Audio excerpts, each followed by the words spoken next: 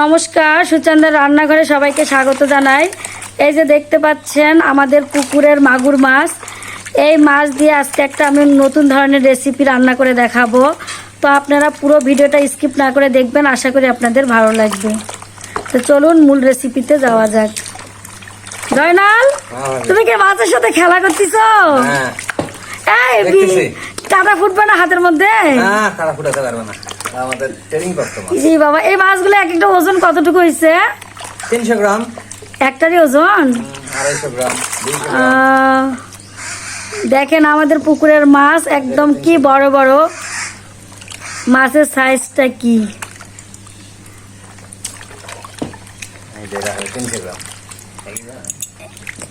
এই জায়গায় দেখো 300 গ্রাম ওজন হবে না? তো চারটা পাঁচটা 1 কেজি আসবে, তাই না? এই মাছগুলো আমরা সব খাবো। খাবেন যে রাখে রাখে খাবেন, ঝোল খাবেন।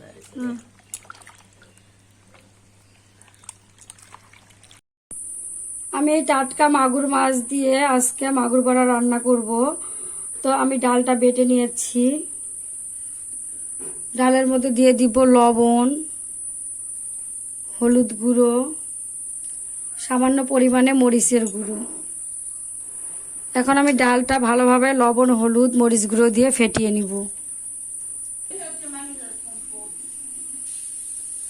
বড়াগুলো ভাজার জন্য কড়াইতে তেল দিয়ে দিব। তেল গরম হয়েছে, বড়াগুলো একটু একটু করে দিয়ে দিব।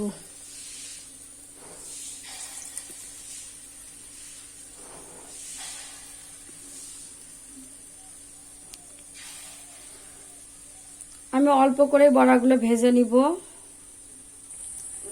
বড়াটার এক পিঠ হয়েছে, আমি অপর পিঠটা উল্টে দিব।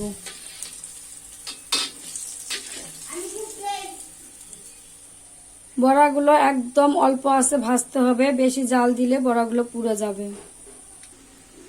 বড়াগুলো খুব সুন্দর ফুলে উঠেছে আর বড়াগুলো ভাজা হয়েছে একদম লাল লাল করে। আমি এখন বড়াগুলো তুলে নিব।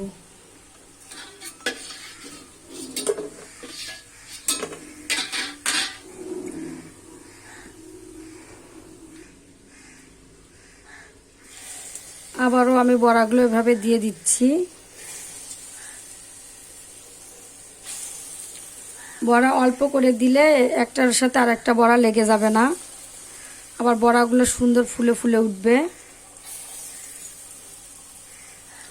এভাবে আমি সবগুলো বড়া ভেজে নিব। বড়াগুলো আমার সব ভেজে নেওয়া হয়েছে।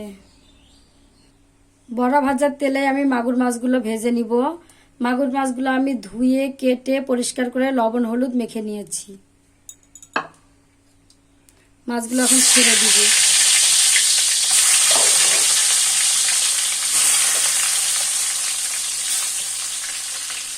ঢাকনা দিয়ে ঢেকে দিব, তাছাড়া মাগুর মাছ ফুটবে। দেখেন মাগুর মাছগুলো একদম তেলের মধ্যে কিভাবে ফুটতেছে। ভুল করেও আপনারা মাগুর মাছ ভাজার সময় ঢাকনা ছাড়া ভাজবেন না, ঢাকনা দিয়ে ঢেকে ঢেকে মাগুর মাছ ভাজবেন, তাছাড়া কিন্তু মুখ হাত পা পুড়ে যেতে পারে। এখন আমি মাছগুলো উল্টে দিব।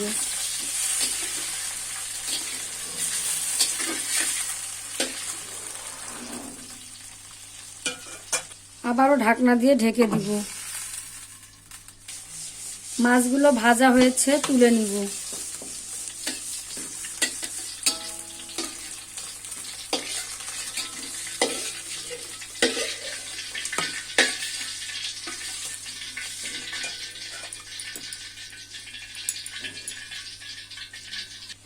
মাছ ভাজার তেলে আমি আরো কিছুটা তেল দিয়ে দিব।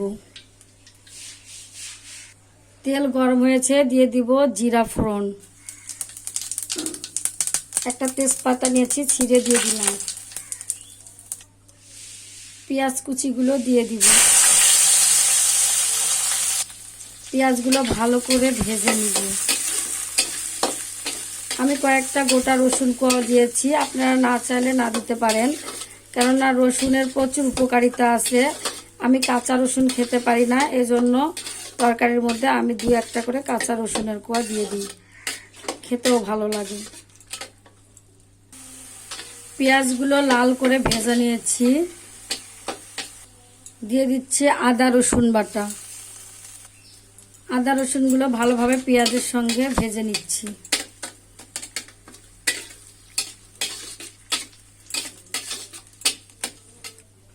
জিরা বাটা, গরম মশলা বাটা, হলুদ গুঁড়ো, মরিচ গুঁড়ো, স্বাদ মতো লবণ, সামান্য পরিমাণে জল। জলের সঙ্গে আমি সবগুলো মশলা ভালোভাবে কষিয়ে নিব। জল না দিলে মশলাগুলো পুড়ে যেতে পারে, এই জন্যই আমি একটুখানি জল দিয়েছি।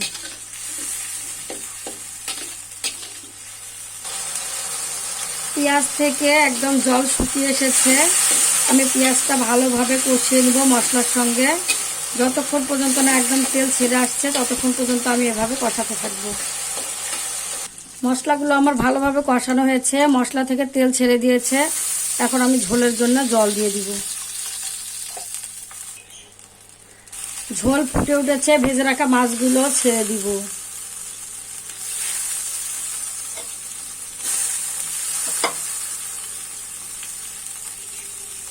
ভেজে রাখা বড়াগুলোও ছেড়ে দিব।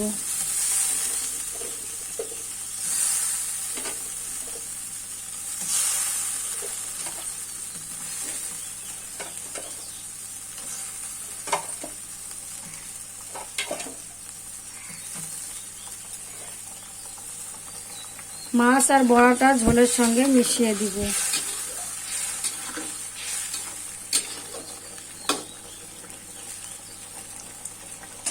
ঝোলটা ঢাকনা দিয়ে ঢেকে দিব।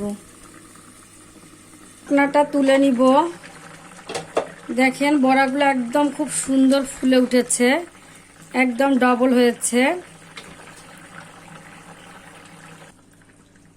আমি আর শুকাবো না, আমি ঝোলটা এরকমই নামিয়ে দিব। আপনারা চাইলে এর চেয়ে বেশি বা কম করেও রাখতে পারেন। তো আমি এখন ঝোলটা নামিয়ে নিচ্ছি। ঝোলটা আমি ঢেলে নিচ্ছি। আজকে মাগুর বড়া রেসিপিটা কেমন লেগেছে কমেন্ট করে জানাবেন। ভালো লেগে থাকলে শেয়ার করবেন, সাবস্ক্রাইব করে আমাদের পাশে থাকবেন। আবারও দেখা হবে ভিন্ন স্বাদের ভিন্ন রকমের রেসিপি নিয়ে। আজ এ পর্যন্তই। সবাই ভালো থাকবেন, সুস্থ থাকবেন। সবাইকে ধন্যবাদ।